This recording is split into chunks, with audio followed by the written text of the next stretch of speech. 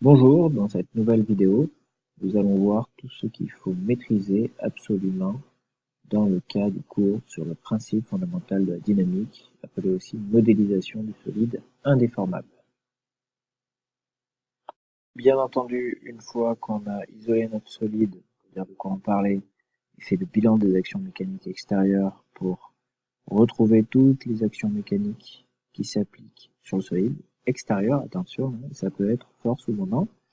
Alors, pour résoudre le problème, il faut appliquer le théorème soit de la résultante dynamique, qui dit que somme des forces extérieures est égale à la masse fois l'accélération. Petite remarque, c'est qu'on va décrire ça dans l'espace, donc on va utiliser des flèches, et l'accélération c'est prise au niveau du centre de gravité. Ça, c'est dans le cas général. Si mon solide est en mouvement de translation, à ce moment-là, j'ai m fois ag, dans le cas général. Si je suis tout simplement à l'équilibre, c'est-à-dire que mon solide ne bouge pas, ou alors qu'il est en translation rectiligne à vitesse constante, à ce moment-là, l'accélération est nulle. Donc le terme de droite devient vecteur nul. Autre cas possible, où j'ai vecteur nul, c'est que je néglige la masse, je considère qu'elle est négligeable, à ce moment-là m est tout petit, ça me fait vecteur nul, ou je néglige l'accélération. Donc dans ces cas-là, je vais écrire vecteur nul. Ensuite, deuxième type d'équation, c'est l'équation du moment. Cette équation me dit que somme des moments exprimés au centre de gravité du solide, dû aux actions mécaniques extérieures, c'est égal au moment d'inertie multiplié par l'accélération angulaire et porté par l'axe autour duquel on tourne. Si on tourne autour de l'axe X, ce sera l'axe X. Alors, ça, c'est dans le cas où on est en rotation autour d'un axe fixe. D'accord? Donc il faut voir que l'équation ici ressemble à l'équation précédente sur les forces. Le premier terme, I, c'est l'équivalent de la masse dans le cas de la translation. Alpha, le second terme, c'est l'équivalent de l'accélération, et ici, du coup, ça va être accélération en rotation, donc ça va s'appeler accélération angulaire en radians par seconde au quart. Alors ça, c'est dans le cas où je suis en rotation autour d'un axe fixe. Si je considère que mon inertie du solide est négligeable, ou alors que mon accélération est négligeable, ou alors que mon accélération est nulle, l'accélération est nulle, c'est dans le cas où je suis à l'équilibre, à ce moment-là, le terme de droite devient 0, plus que 0, parce qu'à gauche, j'ai une flèche. Si à gauche, j'ai une flèche, ça veut dire que je parle d'un vecteur. Donc à droite, je dois mettre une flèche. 0 avec une flèche sur la tête, ça veut dire 0, 0, 0. 0 sur un x, y et z. Maintenant, la question qui se pose, parce qu'on vient de voir qu'on avait deux équations différentes qui existent pour un PFD. Donc, quelle équation utiliser quand? Donc, l'équation de la résultante, quand dois-je l'utiliser de manière obligatoire? C'est si dessus je suis en mouvement de translation. Là, dessus, je sais que je devrais utiliser l'équation de la résultante. Et donc, dans ce cas, c'est somme des forces extérieures, c'est égal à la masse fois l'accélération au centre de gravité. Si j'ai dans le plan que deux équations, les forces suivant x est égale à la masse fois l'accélération suivant x, les forces suivant y est égale à la masse fois l'accélération suivant y. Et si j'ai que deux inconnus, comme là j'ai deux équations, ça passe, je suis capable de résoudre. Par contre, si j'ai trois inconnus, je serai dans ce cas-là obligé d'exprimer l'équation des moments comme suit. Ensuite, si je suis en mouvement de rotation, là, c'est sûr, je dois utiliser l'équation des moments. Alors, l'équation des moments, somme des moments des actions mécaniques extérieures appliquées au centre de gravité est égale au moment d'inertie pour l'accélération angulaire portée par l'axe. Voilà. Si je suis dans le cas du PFS, le terme ici devient vecteur nul. Et dans le cas du PFS, on n'est pas obligé de mettre G. On peut mettre un autre point, par exemple le point A, ou un point B, ou un point C. De la même manière, donc là, dans le cas de la rotation. De la même manière, donc, j'ai cette équation-là. Si j'ai trop d'inconnus, à ce moment-là, je serai obligé d'exprimer l'équation des forces qui sera obligatoirement somme des forces extérieures est égale à vecteur nul. Maintenant, on va illustrer tout ça. Par exemple, j'ai un solide S et ce solide S est en translation. Dessus, je sais que j'ai certaines forces. Par exemple, c'est un véhicule. J'ai l'action du poids qui est comme ça. J'ai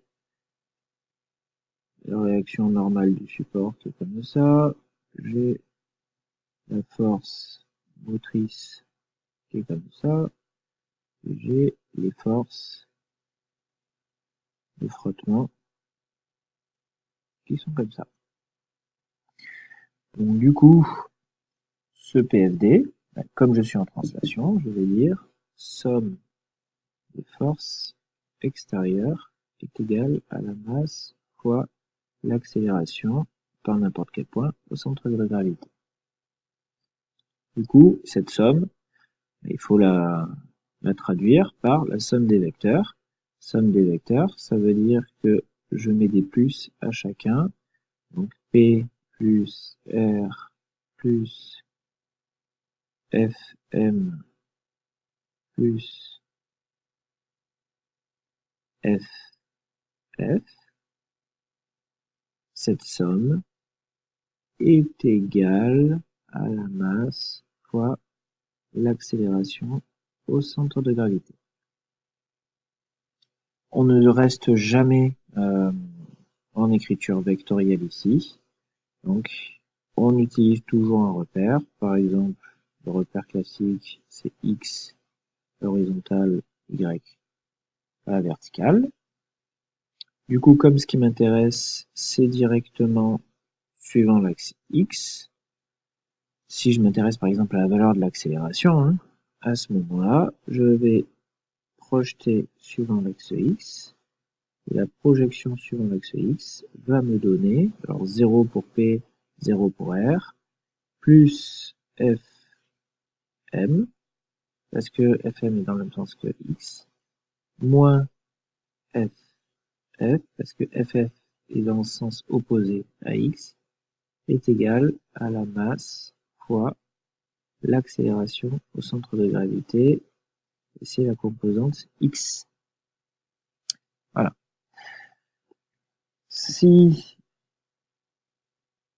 l'accélération est dans le sens plus X, à ce moment-là, je mets un plus. Si l'accélération va en sens inverse, suivant moins X, à ce moment-là, je mets un moins. Donc ça, c'est la première équation. Voilà, c'est l'équation de la résultante projetée suivant l'axe X. Maintenant, on va la projeter suivant l'axe Y. La projection suivant l'axe Y va donner moins P plus R est égal à M fois A G Y. Excusez-moi. Ouais, on voit mal, A G Y. Si mon solide n'a pas d'accélération sur l'axe Y, à ce moment-là, elle est nulle. Ça veut dire que moins P plus R est égal à 0. Ça veut dire directement que P est égal à R. Les deux forces sont égales. Si j'ai une certaine accélération sur l'axe Y, par exemple je prends un nid de poule, à ce moment-là, si l'accélération est positive, ça veut dire que moins P plus R est égal à une valeur positive. Ça veut dire que R est égal à P plus une certaine valeur positive. Ça veut dire que R est plus grand que P. Si c'est l'inverse, à ce moment-là, ça veut dire que R est plus petit que P. Maintenant, je prends un second exemple de l'application du PFD lorsqu'on est en rotation. Lorsqu'on est en rotation, par exemple, ça reprend le sujet de bac sur un drone de prise de vue. Alors on a deux forces, la force F1 et la force F2, ce sont des forces qui s'exercent sur une courroie. On peut tourner autour de l'axe central ici. En un certain point que je représente là, on a une masse décentrée. Donc on a le poids P qui s'exerce ici.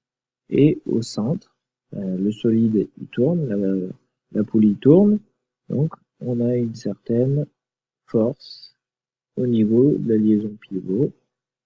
Si c'est le point haut, on peut l'appeler FO.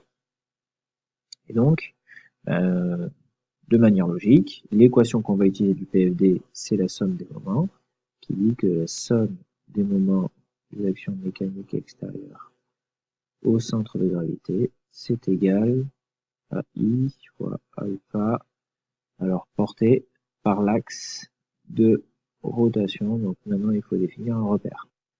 Comme tout à l'heure, on va prendre X à l'horizontale, Y à la verticale, et donc, c'est l'axe Z.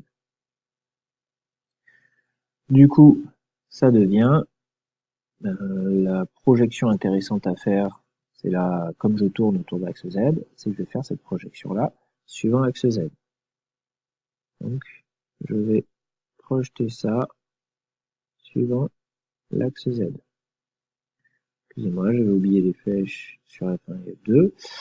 Alors, pour calculer un moment, pour rappel, c'est la formule du bras de levier. Alors, c'est la force fois le bras de levier. Si je regarde ces moments-là, je les exprime au centre de gravité, le centre de rotation, donc le point O, en fait, en l'occurrence ici. Donc, le moment du AFO en haut, bah, il est nul, donc ça fera 0. Plus le moment du F1, donc la valeur de F1, multiplié par le bras de levier, ça, ce sera mon rayon que je peux noter R. Alors, F1 me fait tourner dans le sens positif, donc j'ai un plus. Ensuite, F2, j'ai F2 fois R. Lui, il me fait tourner dans le sens négatif. Donc, je vais avoir un moins devant F2 fois R. Et ensuite, j'ai P multiplié par le bras de levier. Alors, comment est-ce qu'on identifie un bras de levier? Le bras de levier, pour le trouver, on prend la droite qui porte la force et on cherche la perpendiculaire à cette droite qui porte la force. Donc ce sera la petite distance D que je vais noter ici. Donc le bras de levier, ce sera multiplié par D. Cette force me fait tourner dans le sens positif, donc je note plus est égal au terme que j'ai exprimé tout à l'heure. Alors si on est dans le cas du PFD réellement la dynamique, on a I fois alpha. Si le moment d'inertie ou l'accélération sont négligeables, voire si je suis réellement à l'équilibre, c'est-à-dire que l'accélération est nulle, à ce moment-là, c'est égal à 0. Maintenant, je vais vous rappeler rapidement comment calculer un moment avec la formule du bras de levier. Donc, on a une force F dans la droite est définie ici, c'est son support, elle passe par le point A. Je veux calculer le moment en un certain point, le point B. Et pour ça, on va prendre la perpendiculaire à la droite. Ça, ce sera mon bras de levier. Donc, le moment est égal à valeur absolue de F fois valeur absolue de L et avec un signe. Alors, x, y, z, c'est le signe sens positif. Donc, le sens positif, je fais apparaître ici. Et là, on a un plus. Si on était de l'autre côté, on aurait eu un moins.